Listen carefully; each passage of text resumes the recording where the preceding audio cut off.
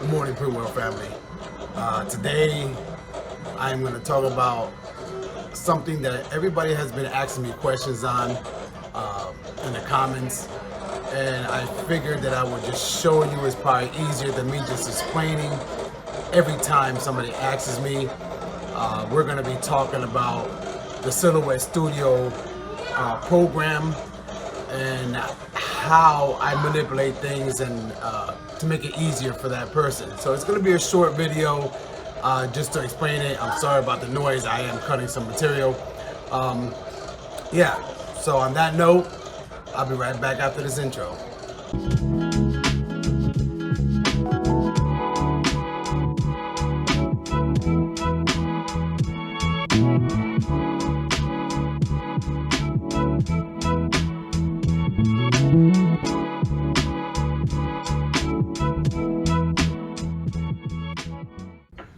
All right, guys, welcome back.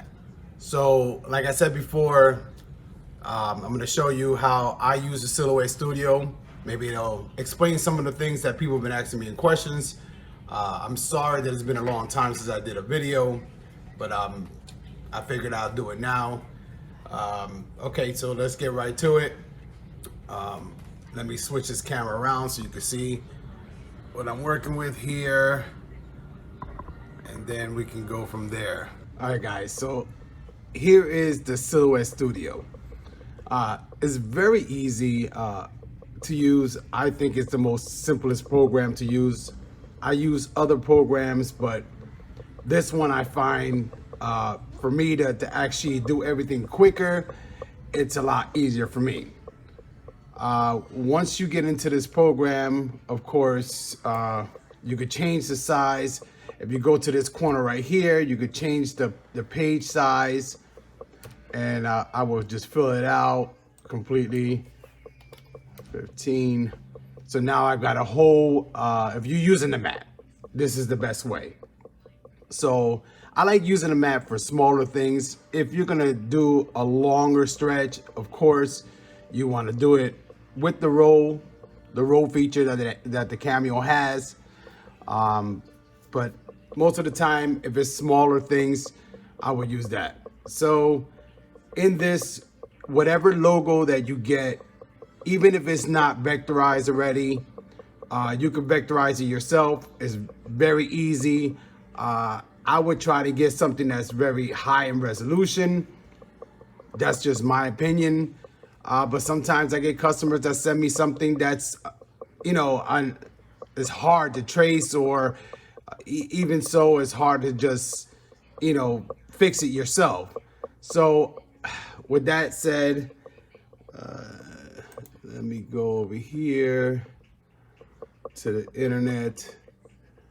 Sorry, this just pops up all the time. I don't know why. So in here, you want to figure out what you're gonna use or what the person's asking for. So let me see, just for sake, maybe a star. So you want to type in star SVG, and then it'll pull up a whole bunch of stuff. So I will go to images, and then it'll give you 1,000 images that you can grab. Now remember, if you're trying to get something that is copyrighted, please don't do it. You can get into a lot of trouble. I mean, if you're using it for personal use, then fine. But if you're trying to do something for a customer, I would say tell them no and explain the situation to them, so that way you don't get yourself in trouble trying to sell something that you're not supposed to. I mean, hint, if you use something that belongs to somebody else and you make it your own shape, then it's up to you. I'm not telling you to do it, but that's what it is. So I kind of like this star right here. I'm just gonna grab that, and of course, if it comes out like this, you can't chase over it. So try to find something that's clear. See, most of the time when it pops up like that, you can't use it because they have their own little security on it. See, most of them nowadays, everybody's catching up to people using their stuff. See, this one's okay. So I would copy this image. I will go back into Silhouette Studio. I would paste it in there. Now, you can't cut this format.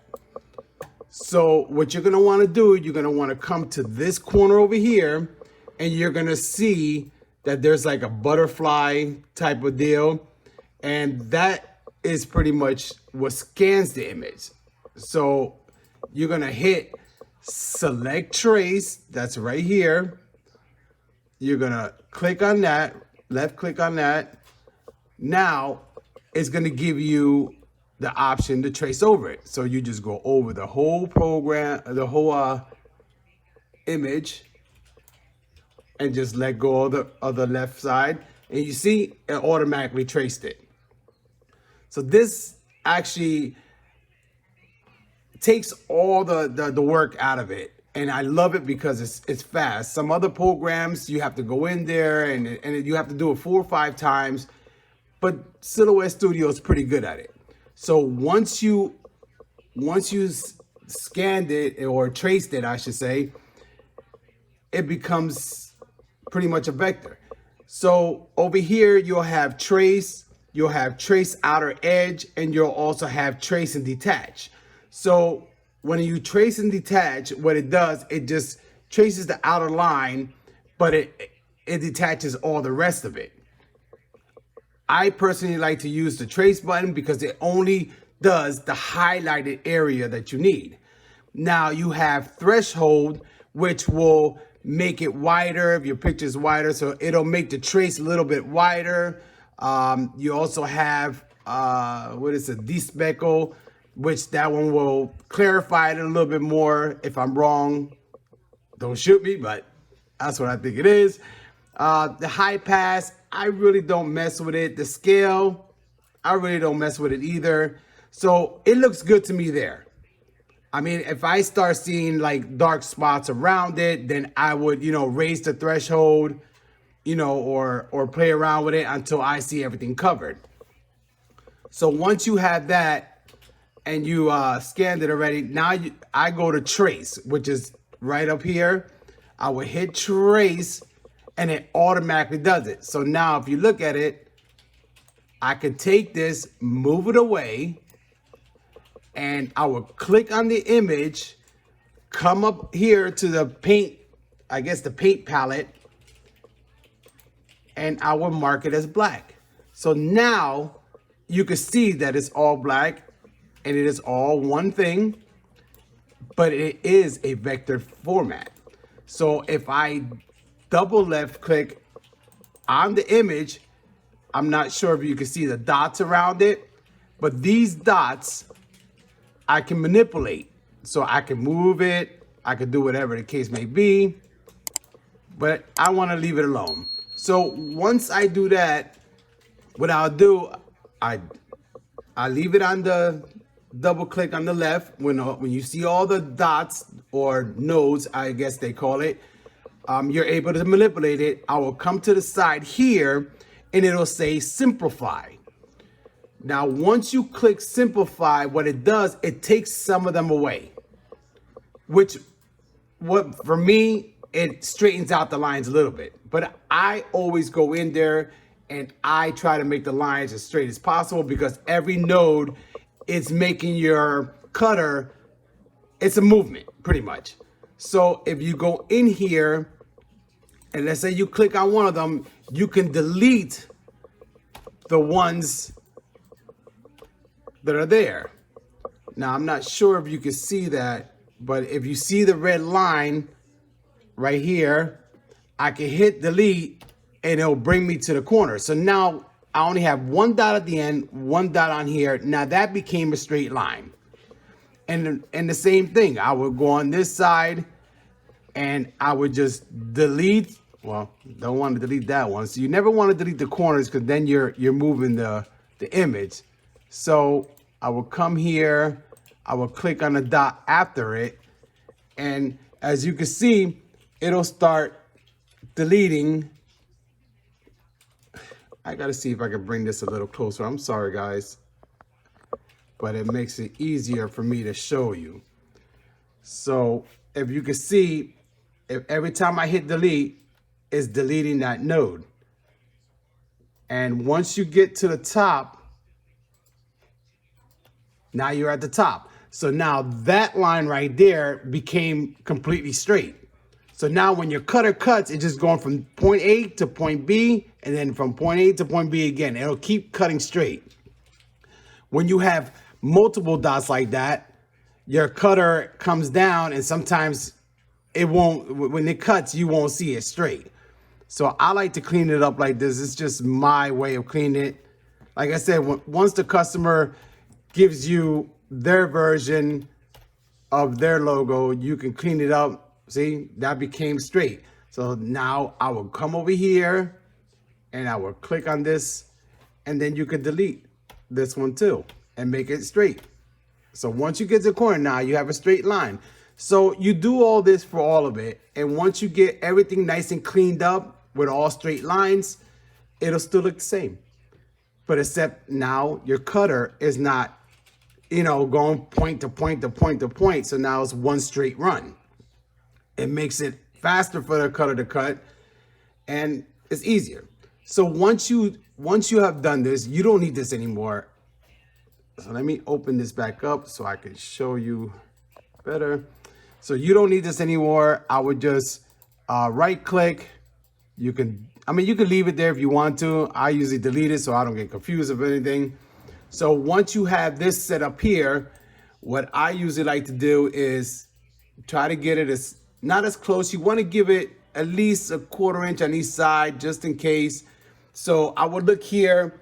It's 12. I'll put it the page. I'll go back up here to the corner and I'll go to page and I'll put the height as 12. So that brings it close, the paper closer. Now it's a little more than 12. So maybe I can go with the width of 12.5, and pretty much that's the size I need right here. So once you have that, you left click on it, it'll mark the whole thing so you can move it around. You want to come up here. Sorry. So I got a touch screen, so every time I touch it, it does it. So once you click on it, the image, you can come up here to this corner. Now there's I want to say like a mark with a square around it. You can tap that, and what it does, it actually centers your graphic to the size that you need. Once you're satisfied with that, then it's off to the cutter. If you're doing HTV, you want to flip it horizontally, so that way you're cutting the image correctly when you go to heat press it. But if you're doing decals, you want to leave it alone. You could cut the image the same way it is. So at this point, I will go to send to cut. Now you'll see that it's all highlighted. So right now you want to put your settings to whichever. See, I have it all programmed in here already. So I will go to, let's say if I'm using Oracle or Oracle 651, it'll give me my cut settings there, but you'll see that everything around it is highlighted red. So if you see that it's highlighted red, that's telling you that that's where the machine's gonna cut. And you see how nice the straight lines are up top? It makes it easier for the machine. So once you get there and you have all your cut settings, the only thing is to send it to the cutter. Once you send it to the cutter will cut it. Another thing, I like to go to line. So when I go to line, it's a little bit different. It's basically the same, but it just makes it, for me, I like the line cut because it's thinner and I can see exactly where the cut is cutting. Once you do that, you send it to your cutter. Your cutter is going to, pretty much, this is the cutter. Your cutter's gonna cut it. And of course, this is a customer I'm doing, but you'll see that it'll cut through. Remember, always do a test cut to make sure that your machine is gonna cut properly, and you should be good. All right, guys, that's how simple it is. Silhouette Studio is very simple, very friendly say friendly user or whatever you want to call it. I think it's simple. I think it's fast. I've used it on a lot of customers' stuff, unless it's something that has to be manipulated real a lot. So if that's the case, I will use another program and I'll try to fix it as best as I can to get it to that state where I need to cut it. Then I'll bring it into Silhouette Studio and then I'll cut it. But this is very easy. Anybody could do it. My daughter even does it, and it's simple.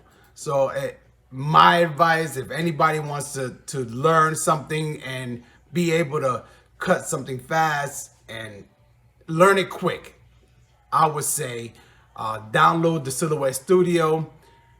There's a free version. So if you download that free version, you can play around with it and see how you like it, and maybe it'll help out you. For me, I am using the free version, but I also use another one. So I'm gonna upgrade to the business version soon, and I will show you guys, I guess, the business version once I get it in, because I haven't played with that one yet. I have used it before, and for me, it's got a lot more things that I can use. So guys, this is what it is. Very simple. You can do it yourself. You don't need no help. Like I said, most of the stuff that has to do with this Silhouette Studio, you can find on YouTube. There's a lot of people showing you. I just figured everybody's asking me how to do it, so I put something on there, because they'll ask you and then they'll say if you could do it for them. But trust me, it's very easy. You could do it yourself. The program is free. You don't even have to have the cutter to do it. Just play around with it, learn it before you buy the machine. And if it's easy for you, then go ahead and buy the machine and keep going. I mean, it's very simple. So guys, that's it. I don't know what else to explain about it. I mean, you could do 1,000 things. Just download it, find it. All right, guys? Thanks, and I'm sorry that I haven't did a video in a while, but I am gonna start doing more videos, you know, if I have time and if God willing. So on the next one, I'll see you. Peace.